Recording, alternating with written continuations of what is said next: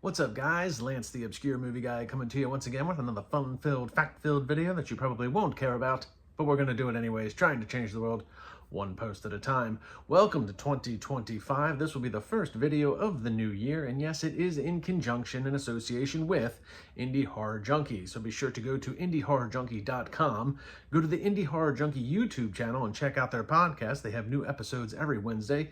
And while you're checking out indiehorrorjunkie.com, be sure to go and order yourselves the Indie Horror Junkie magazine. This is issue number 13. Issue 14 is coming out later this month. Printable copies like the one I have is $15. Downloadable PDF is $5. And you can also go and check out the Indie Horror Junkie Film Festival at MegaCon in Orlando, February 7th to 9th. So go check out MegaCon's website to get your tickets today. Now, in the midst of all that, today we are actually going to be talking about The Forest Through the Trees. Now, if you guys have been following me, which you should, you'll probably remember that I did a trailer reaction video to this a couple months back for Jason Pitts. Well, Pitts is back, and I've seen the film, and that is what we're going to break down today for everyone. So, let's do a quick recap on what Forest Through the Trees is all about, and see what Indie Horror Junkie had to write about in the magazine a couple months back. In the eerie depths of The Forest Through the Trees, audiences are plunged into a world where love and sacrifice blur the lines between life and death. The film follows Chloe and her stepfather Ken as they grapple with the haunting disappearance of Kathy, Chloe's mother and Ken's wife. A year of anguish passes until, aided by Chloe's friend Ava, they embark on a desperate quest fueled by a cryptic clue that unravels a sinister secret, a dangerous demonic cult lurking in the shadows. At its core, The Forest Through the Trees delves into the profound theme of sacrifice. What lengths will one go for the person they love? Will they risk their very life or perhaps their soul? This existential question looms large as Chloe, Ken, and Ava confront terrifying adversaries in their quest to unravel the mystery and find Kathy. The film also explores sub-theme of blindness to the oblivious, highlighting how often we overlook the dangers and truths right before our eyes, adding layers of suspense and psychological depth to the narrative. Unlike typical horror fare focused solely on gore and monsters, The Forest Through the Trees is a character-driven journey reminiscent of classics like The Omen and Hereditary, infused with the tense survival elements of Rambo. A narrative that will resonate with audiences as they delve into the darkness through themes of sacrifice, survival, and the unseen horrors lurking beneath the surface. Now, if you guys have been following me, you might recognize the name Jason Pitts, as I've done a few things for him in the past. Not only did I do the trailer reaction a couple months ago for The Forest Through the Trees, but I've also done reviews of a couple of his films. Notably, we did a review for When the Stairs Creak, which did very well on the independent film circuit, got a lot of accolades and a lot of awards. And we also did a review of his fan film, Voorhees Night of the Beast. Basically, Jason versus Bigfoot, which was done to great fanfare. And there was even an 18-minute short interlude, we'll say. Not quite a sequel, but something leading into what will be the sequel if Jason ever gets around to doing it. But unlike those projects, The Forest Through the Trees was probably his biggest endeavor to date. A full-length feature film, not done through any type of crowdfunding, but went through actual investors and got proper distribution. So let's break down the plot for The Forest Through the Trees. The Forest Through the Trees opens up with a lady named Kathy giving birth to a young child that has heterochromia, which is going to be a key plot point. Heterochromia is basically a discoloration of the eyes. Sometimes one eye is a different color than the other, which we actually see a lot with huskies, or you might have an iris that is multicolored. But this is going to be a key plot point. And upon discovering that Kathy's child has heterochromia, she wants to leave where she is. Turns out to be a cult that she is a part of, and knowing that this child will be in danger, she decides to leave. Fast forward many years later, we see Kathy is happily in a relationship with Ken and has a daughter, Chloe, 18 years old, and doing the whole college thing. But there does seem to be a bit of contention between Chloe and Kathy and Ken. For starters, Chloe is curious about her father. She doesn't know anything about him. Kathy's never brought him up, doesn't want her to know anything about him. for various reasons and obvious reasons. And on the flip side of that, Chloe has never actually taken Ken seriously as a father figure. She does not refer to him as a stepdad or dad or father, anything in that regard, even though Ken's been a part of the family for, from what we can tell, 10 years. But lo and behold, Kathy does find in her kitchen one day a set of flowers, bouquet of flowers with a letter saying that it's time to come home. Obviously a reference into the cult that she left many, many years ago. So Kathy abruptly leaves Chloe and Ken behind, trying to save them from what the occult might be coming for. Now, Ken and Chloe already had their problems before Kathy leaving, but this served as a real point of contention between the two characters, as Ken blames Chloe for Kathy leaving, while Chloe blames Ken for Kathy leaving, and they don't see eye to eye, and they're both left with a lot of questions and no answers in this regard. But some answers come knocking on the door one day in the form of a lawyer who says that Kathy had left them a property, a cabin in the woods. Now, Chloe wants to go check this out and see if she can find answers to her mother's whereabouts. Ken, on the other hand, does not want to face the realities that he might be coming to. He doesn't want to face Kathy's missing, she's either dead, doesn't want to be found, or blames Ken for leaving in the first place. So these are all realities that Ken himself does not want to face, and Ken is already struggling with PTSD, alcoholism. He's a former veteran, so he's already got his own problems, and this is just compounded by the fact that Kathy left, and Chloe hates him for it. But Chloe and her girlfriend Ava are going to go to this cabin and see what they can find out. Now, against Ken's wishes, Chloe and Ava go to this cabin to try and get some answers, and they do start to find some answers, but too little too late. The cult finds them, kidnaps them, and begins to unveil to them their plans to try and use Chloe to summon the demon Malphus in a very nefarious manner, unfortunately.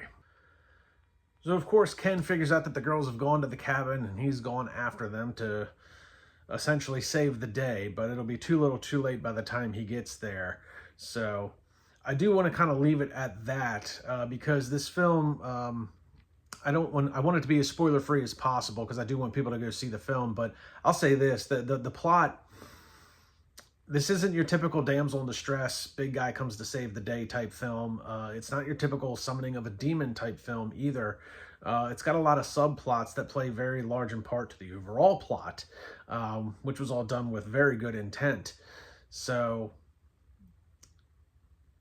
let's leave it at that as far as the plot goes. Let's break down some of the characters and the actors behind them, because that's really where this film shines, is in the acting. And there's two actors that I really want to hone in on, but everybody deserves a round of applause for their participation in this film.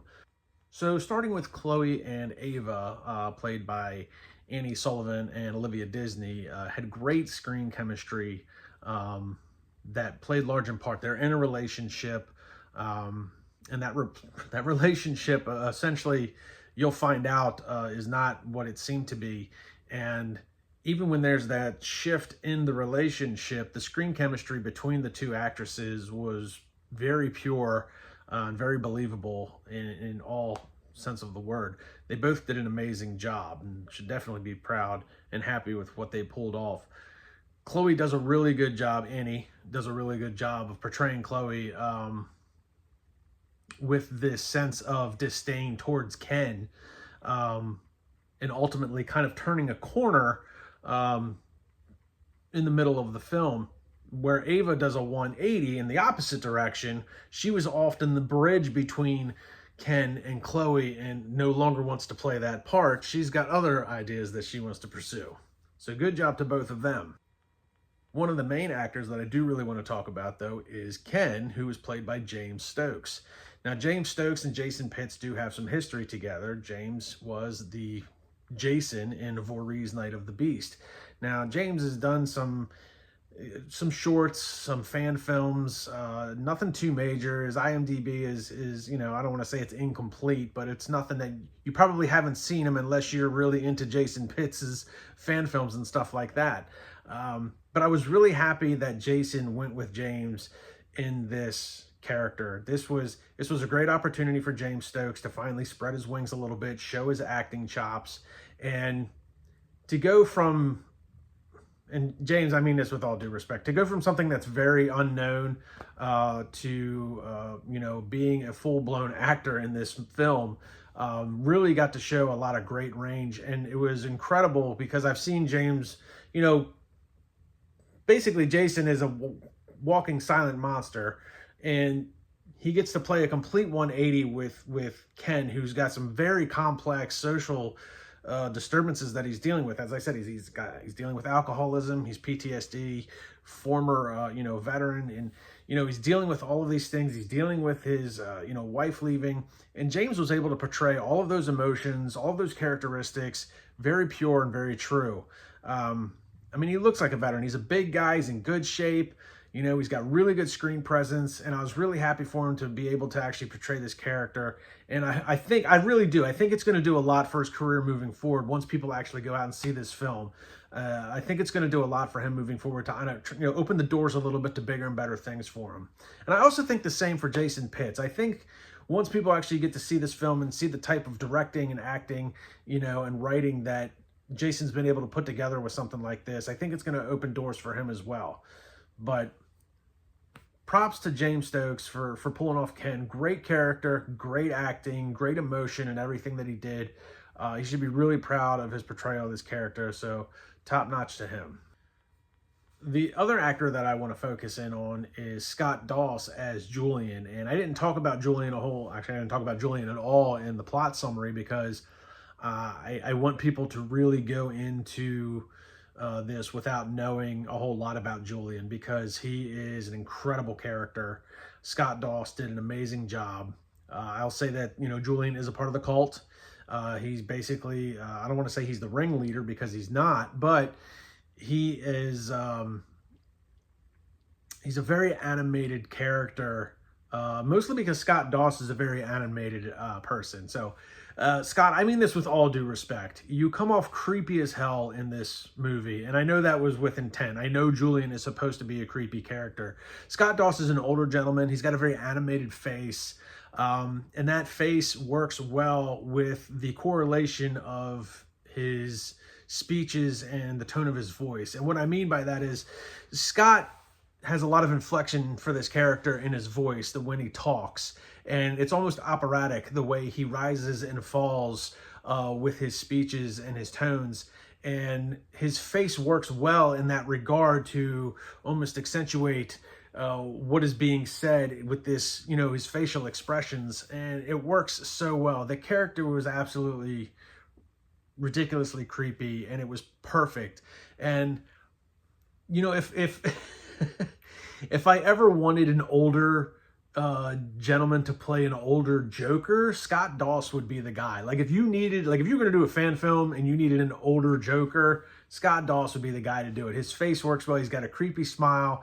He's got a good voice that could work really well in a Joker sense. So maybe there's something there, Jason, if you wanted to do a, Return of the Dark Knight type thing, fan film. But Scott was incredible with his acting, just truly creepy.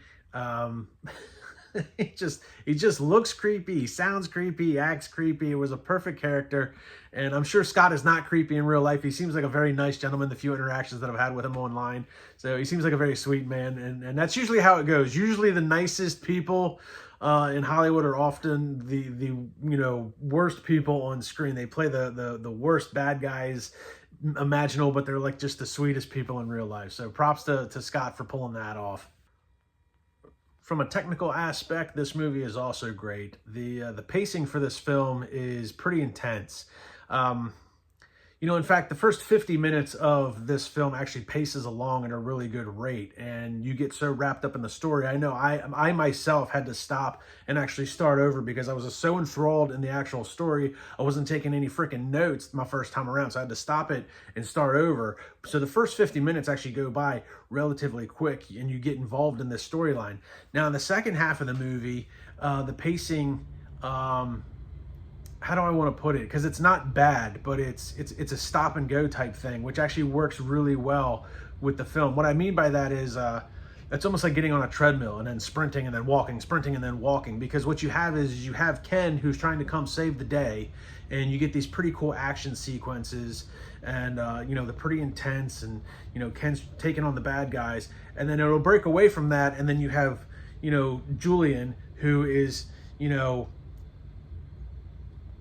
slowing things down a little bit by unveiling this master plan of trying to bring about this demon Malphus, and what he's going to do to these girls and what their parts are and everything. And then things speed up again, and you see Ken, he's taking on more bad guys and running through the woods, and then it breaks away from that and it goes back to Julian, and he's slowly unveiling this plan a little bit more, and you know, revealing the history of the cult and her mother. And it's a lot of, you know, stop and go, but it works because it ramps up the intensity for each scenario. So what happens is you watch Ken kick some ass, you're like, man, that was awesome, and then it cuts to Julian, you're like, oh man, I wanted to see more of Ken. And then you get wrapped up in watching Julian explain this plan, and you're like, oh man, this is crazy, what the heck's going on? And then it breaks back to Ken, and you're like, oh, but what's going on with Julian? I want to hear more about that. And then you're like, but Ken's still kicking ass, so that's cool.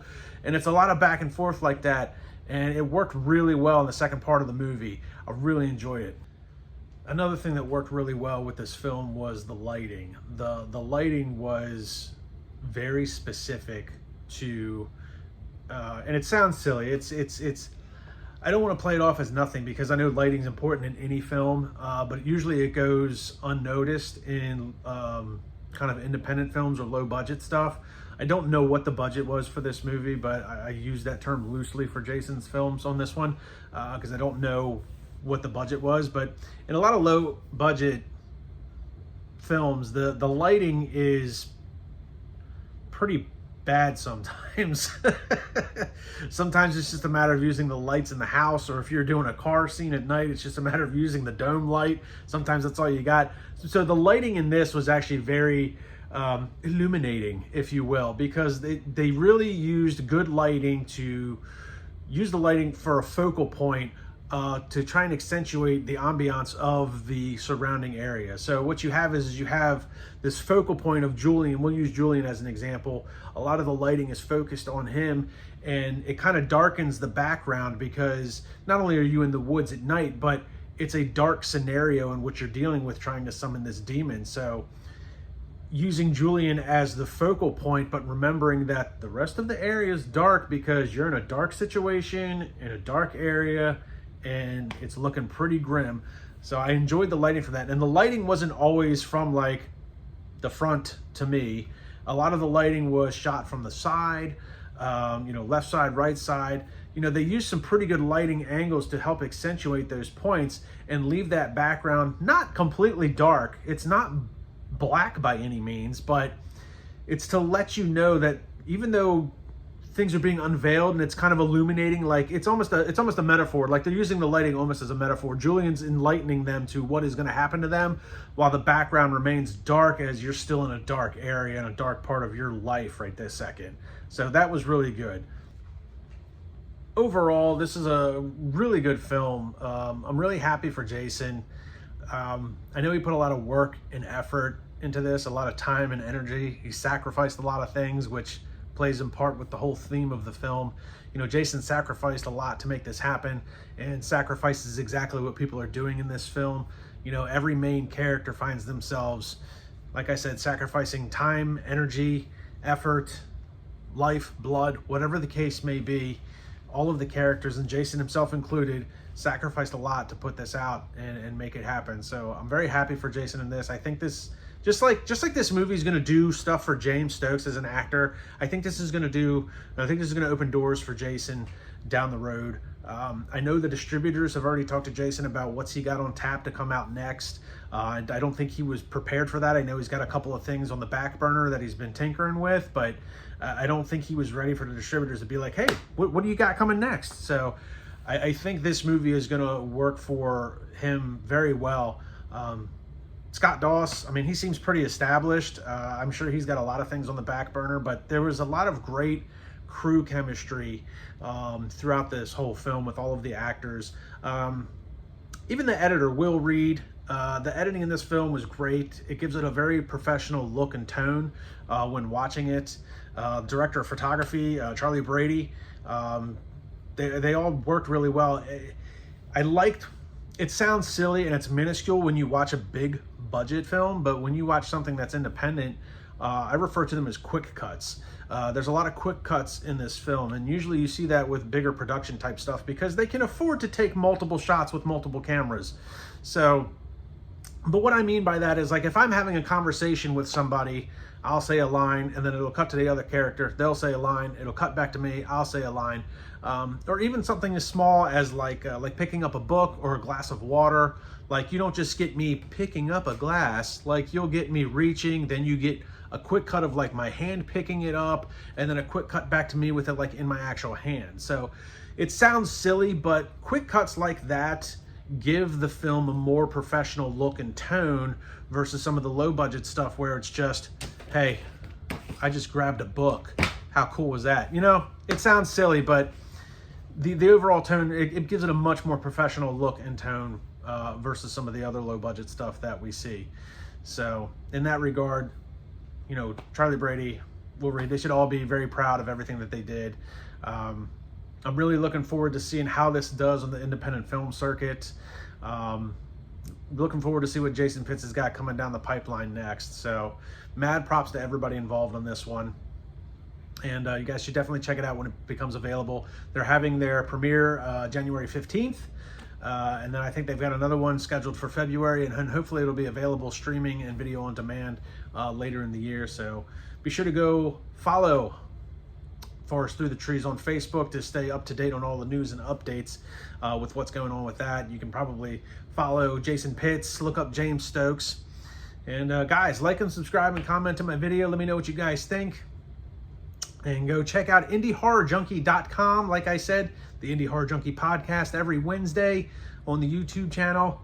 And go get yourself a magazine, $15 for the printable copy, $5 for the PDF. And I will see everybody in the next video.